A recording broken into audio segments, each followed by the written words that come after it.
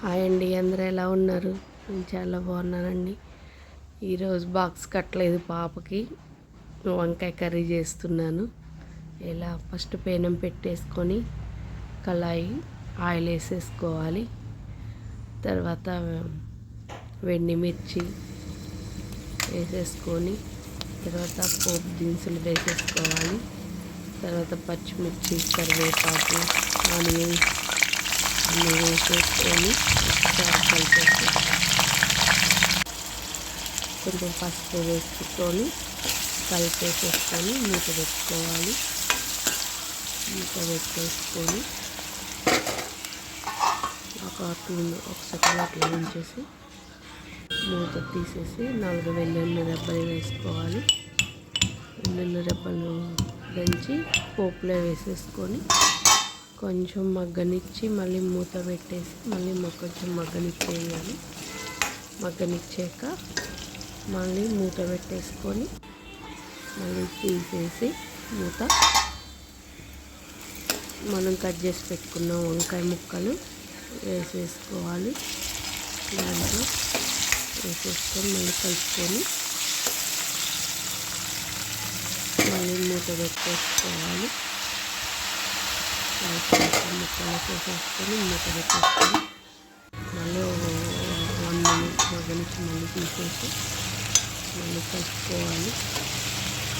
కలుపుకున్నాక మళ్ళీ కొంచెం సాల్ట్ వేసేసుకొని తగినంత మళ్ళీ కలిపేసేసి మళ్ళీ మూత పెట్టేసేయాలి. మూత పెట్టేస్తే మంచిగా ముక్కలన్నీ మగ్గుతాయి. మళ్ళీ తీసేసుకొని కొద్దిసేపు అట్లా ఆవిరి వెళ్ళాక మళ్ళీ కొంచెం కలుపుకొని కారం వేసుకోవాలి. కారం వేసేసి మళ్ళీ కలిపేసుకొని మళ్ళీ మూత పెట్టేసుకోవాలి. మూత పెట్టేసుకున్నాక అదంతా మగ్గడం అయిపోతుంది. మూత పెట్టేసాక మళ్ళీ మూత పెట్టేసాక తీసాక మళ్ళీ నెక్స్ట్ మళ్ళీ ధనియాల పొడి, చికెన్లో వేసుకునేది ధనియాల పొడి ఉంటే పైన వేసేసి మళ్ళీ కలిపేసుకొని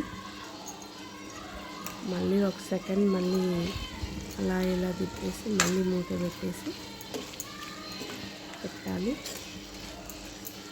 అప్పుడు కొంచెం మంచిగా అయితే మూత పెట్టేసుకుంటే మగ్గిపోతుంది. ఇంకా అయిపోయినట్టే కర్రీ అయిపోయిందండి. వేడి రైస్ పెట్టేసుకొని దాంట్లో వంకాయ కూర వేసుకొని తింటే చాలా టేస్టీగా ఉంటుంది. రాని వాళ్ళ వరకే నేను చెప్తున్నాను, వచ్చిన వాళ్ళకి కాదు. సరేనండి, మీ పనులు ఎంతవరకు వచ్చాయి? అయిపోయింది ఆ పనులు. నాకు ఈరోజు బాక్స్ లేట్ అయిపోయింది. సరేనండి, బాయ్.